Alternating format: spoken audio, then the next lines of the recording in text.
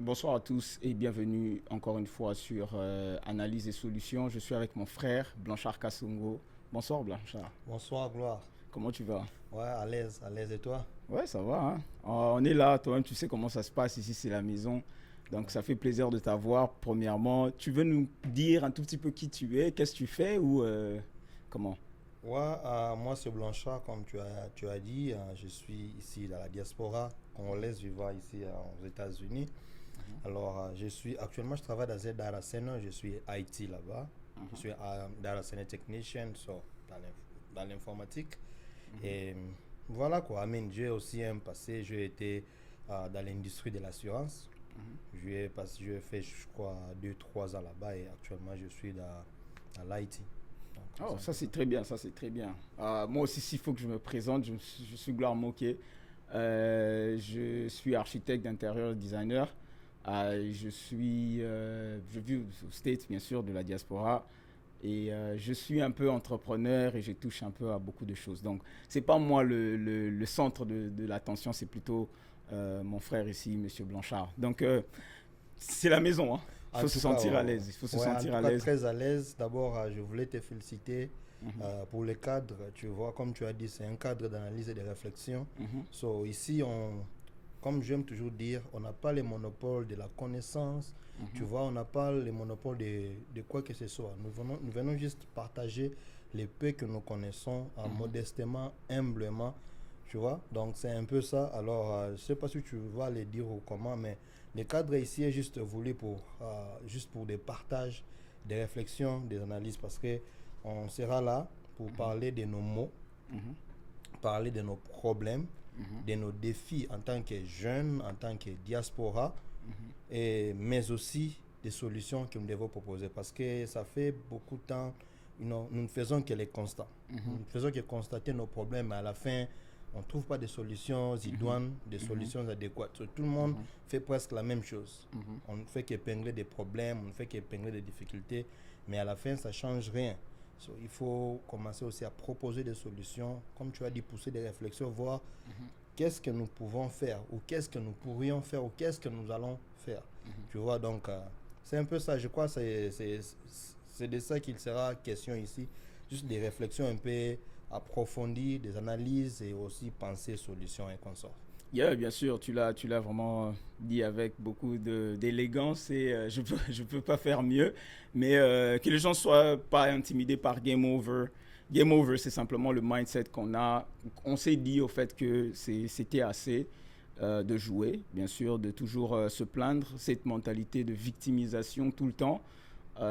Sachant qu'on est capable de changer les choses, sachant qu'on est capable de faire avancer les choses, on ne voit pas pourquoi, au fait, on serait bloqué quelque part juste en se victimisant pendant qu'on a tous les potentiels, tous les atouts, au fait, pour que nous fassions quelque chose ensemble surtout. Et je ne, je- Monsieur Blanchard l'a tellement bien dit, on est là pour réfléchir, analyser, mais surtout donner des solutions je dirais pas à tous les problèmes, mais je dirais plutôt Ouais. aux problèmes qu'on rencontre et aux challenges qu'on peut rencontrer aussi dans l'avenir parce que la vie c'est ça, c'est rempli de challenges, des obstacles qui nous demandent au fait à surmonter. Donc bon, allons dans le vif du sujet. Moi j'ai vraiment pas préparé quelque chose pour toi parce qu'avec toi ça se passe toujours comme à la famille, donc on partage, on discute. Oui, d'ailleurs, c'est ce que j'aime avec toi. Les gens peut-être vont nous découvrir. C'est-à-dire, et si on ne fait pas genre une émission classique, non, c'est vraiment une causerie. Tu vois, des fois, on est là, on va plus peut-être pas regarder à la La caméra. caméra, bien Tu sûr. vois, on fait juste comme on parle et c'est ce que j'aime, tu vois. Et là, ça coule douce. Non, tu vois, quand on va dans l'idée, c'est une émission classique, on cherchera parfois à trouver des mots et tout. C'est pourquoi on va se demander l'indulgence à ceux qui vont nous regarder. On ne prend pas le temps de se préparer. On n'a pas de making of ou whatever. On vient juste parler comme ça, ce qui nous vient en tête. Soyez un peu, ne nous tenez pas rigueur si parfois il y a un mot. Là, on Qui est devait mal mettre placé. Léo, mais là où, tu vois, vous voyez, c'est un peu de nous comprendre parce qu'on vient juste analyser, donc on ne fait pas de préparation, non, on va dire ça, en tout cas, il n'y a pas de script, donc, je sais pas, sais pas, vous allez faire les constats. So, Il n'y a pas de script, quoi. Donc, on parle comme ça. merci de mettre ça au clair pour nos followers and everybody. Et donc, je voulais directement jump in. Tu sais comment ça se passe. Je voulais jump in par rapport à ce que tu viens de dire. J'ai remarqué que nous, les anglophones ne s'attardent pas au fait aux mots, les là, les le mal placés. Qu'est-ce qui se passe pour les je ne sais pas pourquoi chez les francophones, on s'attarde seulement aux mots ratés. Et quelqu'un peut être très intelligent, quelqu'un peut être très instruit, mais s'il commet une erreur de frappe avec son français, c'est fini, il est disqualifié. C'est quoi ce mindset-là que je remarque que les Français ont que les anglophones n'ont pas? En tout cas, moi, je pense que c'est toute une philosophie derrière ça. Tu vois, avec les Anglais, tu verras même leur façon de parler, leur façon de marcher, leur façon de faire les choses. En tout cas, ils sont dans les temps. Ils courent derrière les temps. Tu vois, et that's why, je sais pas par quel miracle, même dans leur dictionnaire et tout, il n'y a pas de les, il n'y a pas de là. Peut-être, je pense qu'ils ont voulu sinon briser ça. Avoir des raccourcis, quoi. Aller directement au but. Yeah. Parce qu'à la fin, c'est les résultats qui comptent. Tu vois. Je dirais, souvent on dit la forme corrompt les fonds, mais je pense pas qu'à cause d'élan, ça peut biaiser tous les fonds du message. Bien sûr. Tu vois, je peux dire, la papa est venu, c'est vrai, ça sonne pas bien, la forme est biaisée, mais tu as compris que papa est venu. Yeah. Tu vois, c'est ce que j'aime surtout avec les Ivoiriens, tu vois, tous les francophones de l'Ouest Afrique. Tu vois, quand ils parlent souvent, des fois ils mettent même pas des articles, tu vois, ils veulent juste aller au but. Que les fonds du message soient captés, c'est ce qui est essentiel. Tu vois? Et je crois que c'est toute une philosophie que nous devons nous aussi adopter. Je mets que ça soit toujours beau, c'est aussi une élégance, tu vois, quand ça sonne bien et tout. Mais après, nous devons plus nous concentrer sur les fonds du message. Voilà. Moi, j'aimerais bien ajouter d'ailleurs, parce que j'ai remarqué que c'est le mindset des anglophones, c'est they want to win. Exact. They don't care about, ils se prêtent pas au fait, ils s'hazardent pas au fait à ces choses. Parce que par exemple, ici aux États-Unis, vous avez des gens qui viennent du Mexique et qui parlent même pas anglais. Mais ils réussissent. Et ils réussissent. Et vous avez des gens qui viennent dans le monde entier. Vous avez des Chinois, vous avez en fait, je dirais plus des Asiatiques et des Africains. Et nous tous ici, il n'y a pas vraiment une personne, je dirais, il y en a bien sûr, mais le mindset que les gens ont ici, ça ne s'hazarde pas sur l'anglais. Tu peux parler un mauvais anglais, mais tu es toujours successful. Et tu réussis dans ce que tu fais, tu réussis dans ce que tu entreprends. Ce que je dis, nous devons vraiment adopter cette philosophie, c'est mindset. Nous devons quitter les cosmétiques. Tu vois, nous devons arrêter de tourner autour du pot. Il faut aller droit au but. Non. Exprime-toi, mais pourvu que ton message soit capté. Nous voyons ça, comme tu as dit, même dans des boulots pour les gens qui viennent d'arriver. Nous-mêmes, quand on arrive au début, l'Américain n'a pas besoin que tu... Parce qu'il sait que tu ne vas pas parler comme lui, tu n'es pas né ici. Bien sûr, tu ne viens pas d'ici. Tu as ta langue, tu as tes langues et tout. Mais tout ce qu'il veut, que tu comprennes ce qu'il te dit et qu'il arrive aussi à comprendre ce que tu es en train de dire. Pourvu que, le message passe. Les games soient joués. Bien sûr. Parce que c'est les résultats qui comptent à la fin. Tu peux faire des beaux discours. Là, on est très des bureaucrates, les francophones, tu vois. Bien sûr. Dans cette culture-là, quand tu fais un CV, tu dois donner beaucoup de détails et tout, tu vois. Mais avec les anglophones, tu verras que c'est plus les résultats. Bien sûr. Il s'adonne plus aux résultats que tu vas leur fournir, quoi. Après, les cosmétiques, les formes, bon, ça peut venir, c'est pas mauvais. Nous aimons l'élégance, les goûts, mais nous devons changer aussi d'optique, quoi. Commencer à nous focaliser plus sur les résultats. Ok. Il y a une partie qui m'est venue en tête en ce moment, c'est... Ne penses-tu pas que, vu que le français n'est pas notre langue, on est quand même censé respecter le français? Et parce que quand tu remarques avec l'histoire des États-Unis, ils ont pris l'anglais qui était des Anglais et tout, mais ils l'ont façonné à leur façon. Et eux, en Angleterre, ils considèrent comme si les Américains, ils parlent pas un bon anglais. Voilà. Penses-tu que on n'est pas en train de franchir la ligne au fait du respect de la langue des autres, parce que nous, on veut avoir ce mindset-là où on s'en fout complètement des articles, mais comme je dis, les verbes et tout. Il y a d'autres communautés qui ont compris ça, les Ouest africains, et ils pratiquent ça.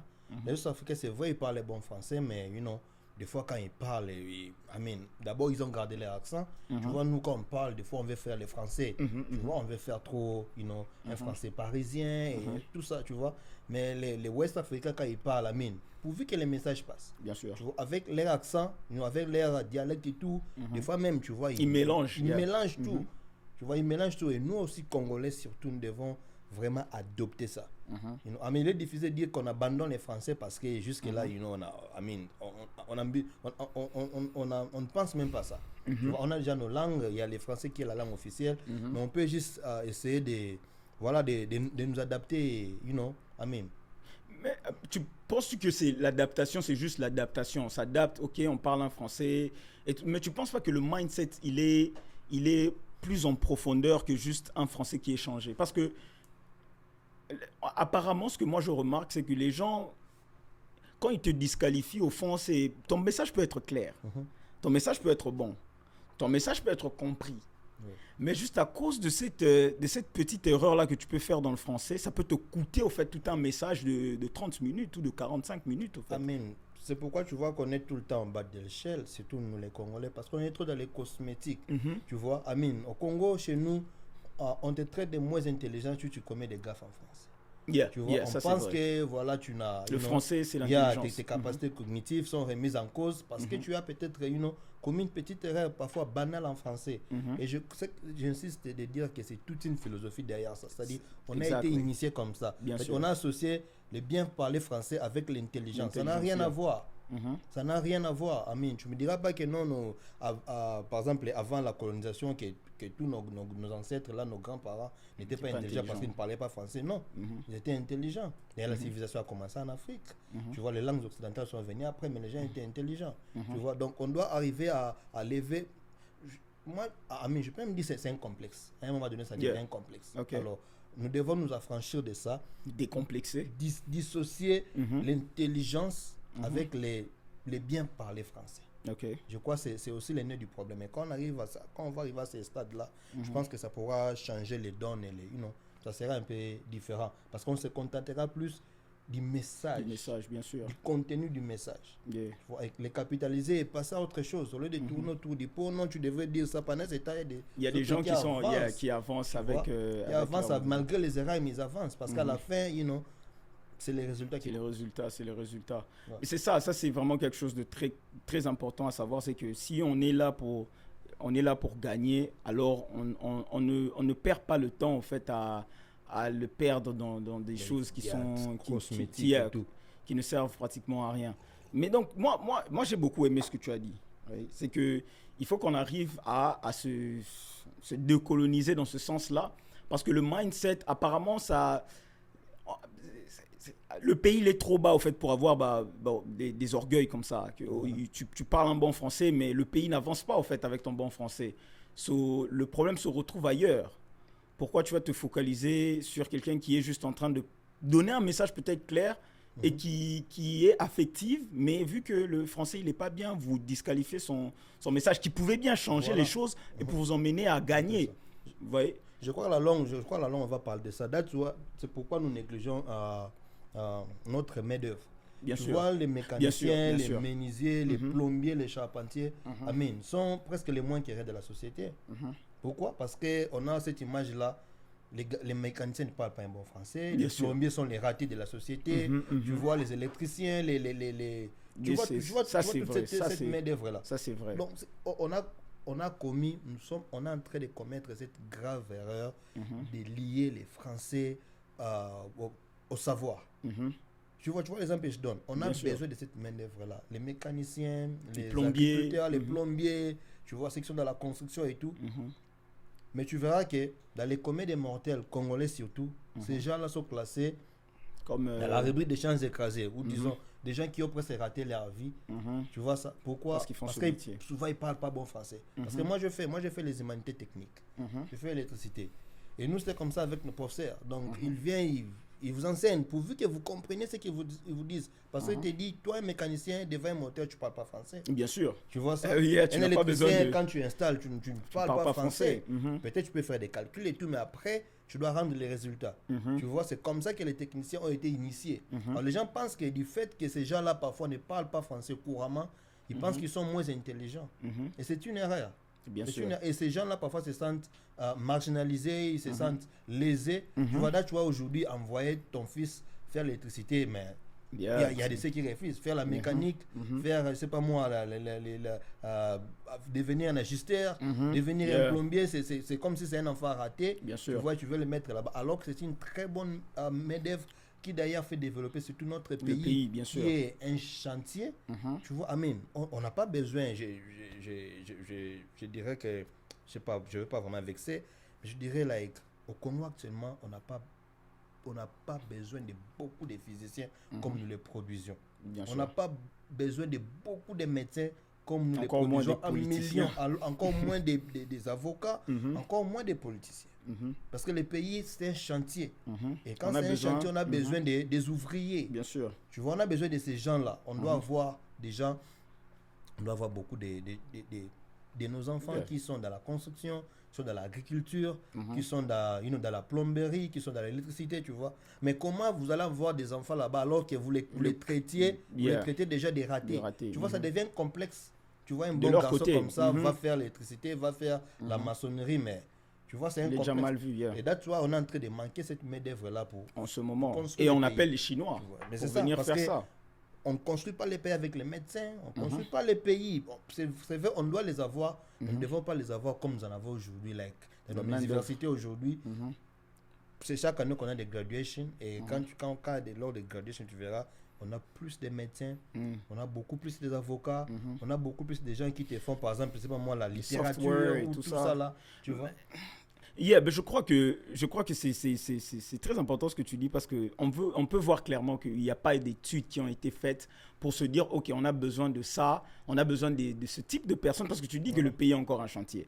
Et ça, je suis totalement d'accord avec toi. Le pays est encore un chantier et un chantier qui, je dirais, bon, peut-être que je vais aller un tout petit peu plus loin. Bien. Amine, en fait, c'est pas un complexe d'infériorité, mais le Congo n'est pas encore prêt pour envoyer par exemple les gens à la satellite ou dans d'autres planètes. Bien sûr. On n'est pas encore à ce stade-là. Tu vois, c'est vrai, on peut avoir une poignée de gens qui peuvent penser comme ça, mais en tant qu'État, en tant que nation, ce sont des points auxquels on ne peut même pas penser pour le moment. Bien sûr. Parce qu'il y a beaucoup de... la demande est ailleurs. Voilà, tu vois, il y a beaucoup de choses basiques qu'on devrait d'abord résoudre avant de commencer à penser à envoyer les gens au Mars, envoyer les gens à la Lune, tu vois. Bien sûr. Et quand vous produisez que des physiciens, quand vous produisez que des médecins, que des avocats et tout, bah, vous construisez pas les pays. Bien sûr. Vous construisez pas les pays parce que les pays, c'est un chantier. On doit commencer d'abord là.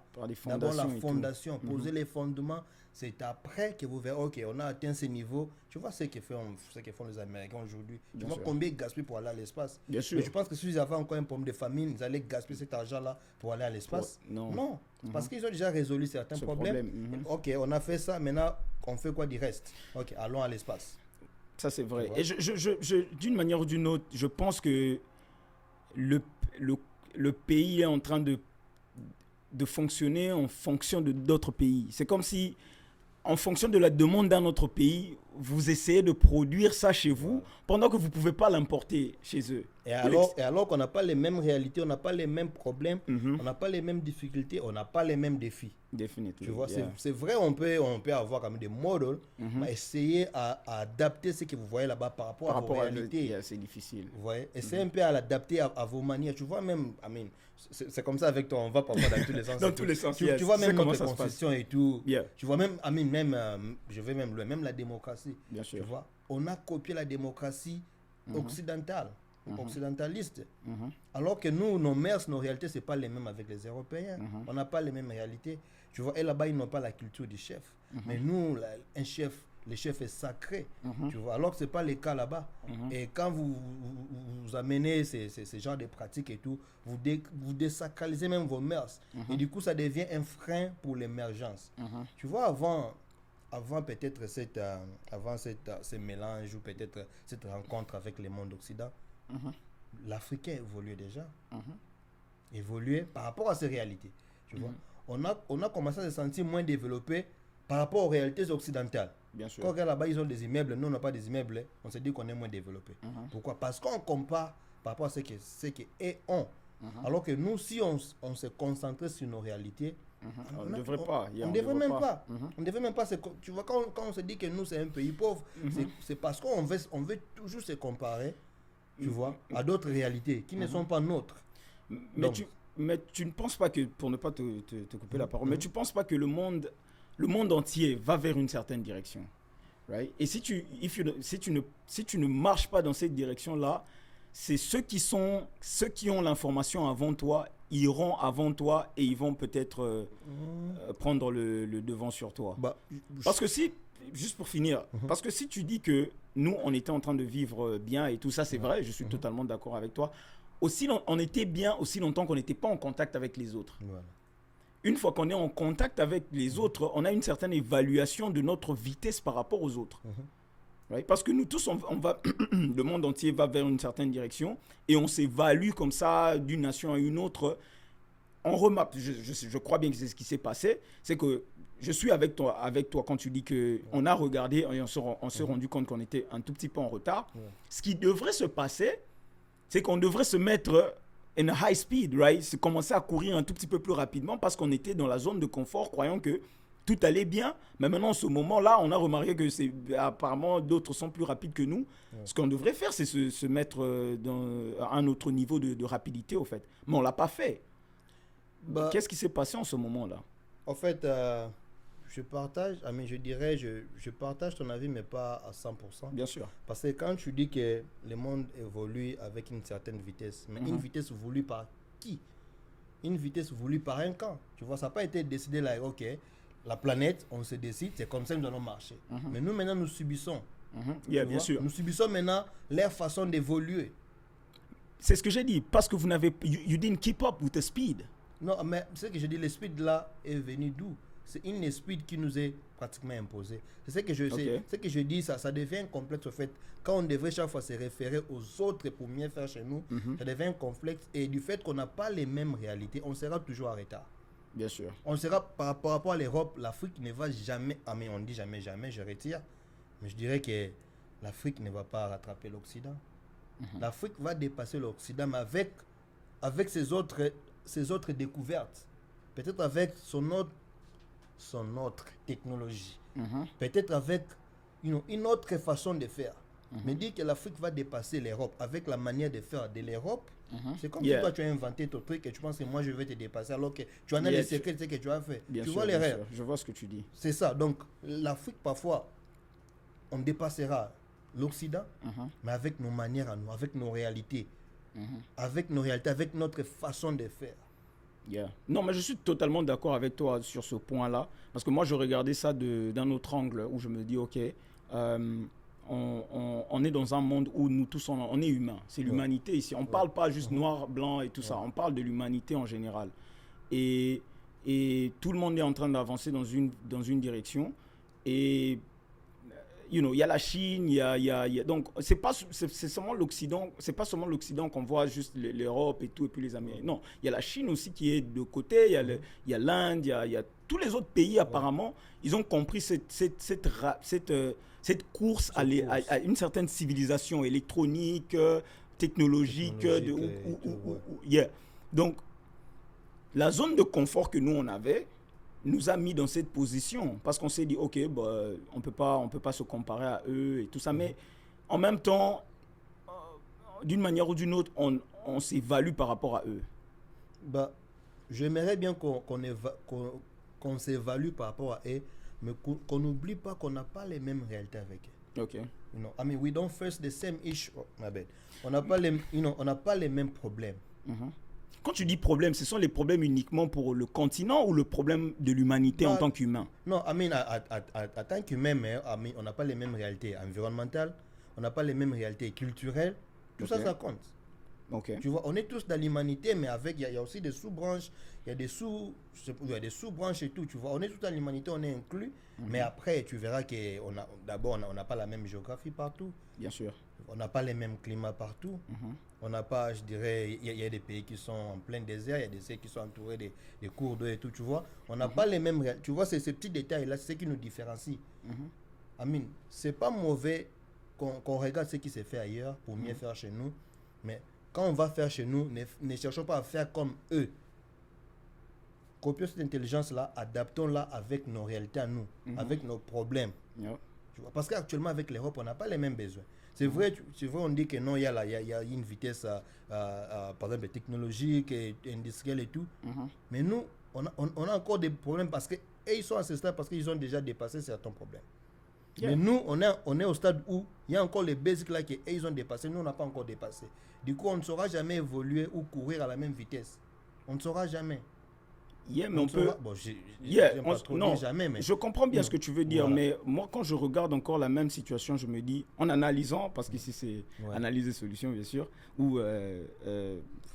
donc je regarde un peu ce scénario, je me dis, bon, si nous on veut, si par exemple les problèmes de l'Afrique, c'est de vaincre la famine, ok, et que apparemment, une autre nation, je ne dirais pas le Ouest, l'Occident dans le sens, mais une autre nation en dehors de l'Afrique a vaincu ce problème de famine. Right? Pourquoi ne pas se valuer par rapport à eux et prendre ce qu'ils ont fait et l'adapter par rapport à ce que nous on vit et se référer au fait de ce qu'ils font. Je crois que c'est ce qui je crois qu'on est dans la même... C'est ce qu'on devrait faire en principe. Une fois qu'on a les mêmes réalités, on a les mêmes problèmes avec ces gens, et qu'ils sont quand même arrivés à dépasser certaines étapes, c'est normal qu'on copie leur modèle, qu'on applique ça chez nous, parce qu'on sait qu'ils ont eu les mêmes réalités que nous. S'ils l'ont fait, nous aussi nous allons les faire. Là, sur ce point, je suis totalement d'accord avec toi. C'est-à-dire quand on voit, si par exemple les États-Unis, la France avait les mêmes réalités, la France avait les mêmes problèmes que nous, et qu'elle est arrivée, elle est parvenue à résoudre ce problème. C'est normal qu'on copie son modèle, qu'on copie ça. Mais du moment où on n'aura pas les mêmes réalités, ça sera toujours une erreur de vouloir faire comme eux. On va chercher à mieux faire, mais pas faire comme eux, parce qu'on n'a pas les mêmes outils. La nature, elle, je ne dirais pas que la nature est injuste, mais la nature, à un moment donné, tu vois. Tu vois mais je pense que la nature, elle est plus avantageuse pour nous. S'il fallait que tu comprends. C'est ce que je dis. Donc là, tu vois, on n'a pas, si on va sur ces points, on n'a pas vraiment à s'évaluer par rapport à eux, parce que nous, on est avantageux par rapport à eux. Bien sûr. Après, c'est eux qui devraient nous regarder, parce que nous, on a presque tout. Voilà maintenant là où ça, je reviens encore. Là, maintenant, tu vois maintenant là où je suis entré. Parce que si on a tout ce potentiel-là, mais on sait pas, on s'est évalué malgré tout, mais apparemment, on n'a pas mis en application. C'est le travail que nous commençons. C'est ce que nous allons faire. Ça, c'est très bien. Tu as appelé ton cadre un cadre de réflexion et de solutions. Bien sûr. Nous allons... Je sais que ça ne sera pas facile, parce que les problèmes, il y en a tellement plein. C'est tellement ancré que si vous commencez à creuser maintenant, je ne sais pas. Mais on fera de notre mieux pour qu'on arrive tant soit peu à proposer...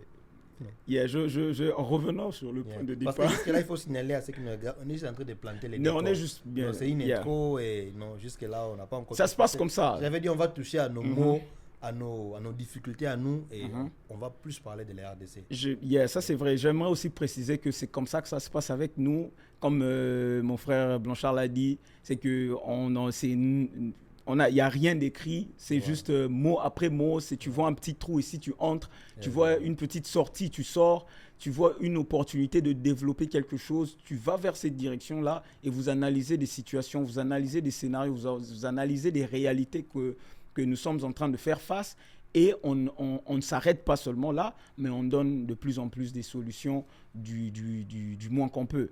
Donc, je vous dis déjà merci. D'être passé par ici. Je ne sais pas si tu as quelque chose à dire pour close up. Non, mais je dirais juste que les gens prennent rendez-vous avec nous parce que Olemba Biso. Donc on sera là chaque week-end et voilà, on sera là, on va parler de notre société, surtout nous la diaspora, parce qu'on a vraiment cette responsabilité, la diaspora.